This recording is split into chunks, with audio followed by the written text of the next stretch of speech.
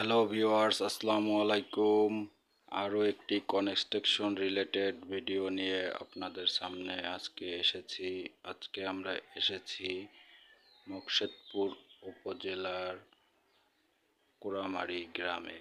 এখানে একটি বেসমেন্ট ঢালাই দেওয়ার জন্য এসেছি। দেখুন ভিউয়ার্স, আমাদের মেশিনটি এখন স্টার্ট হচ্ছে।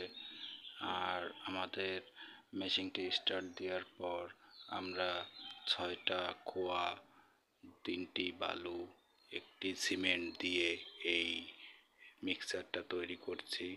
আপনারা ঢালাই দেওয়ার সময় অবশ্যই খেয়াল করবেন,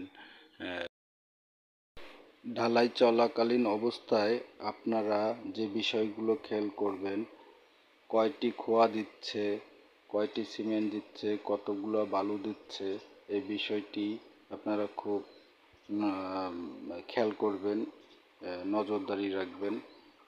কি আর একটা ব্যাপার, মিক্সার মেশিনে মিক্সারটা ভালো করে ঢালাই হইলো কি না, মিক্সার হলো কি না, হ্যাঁ, এই বিষয়গুলো আপনারা সবসময় খেয়াল করবেন।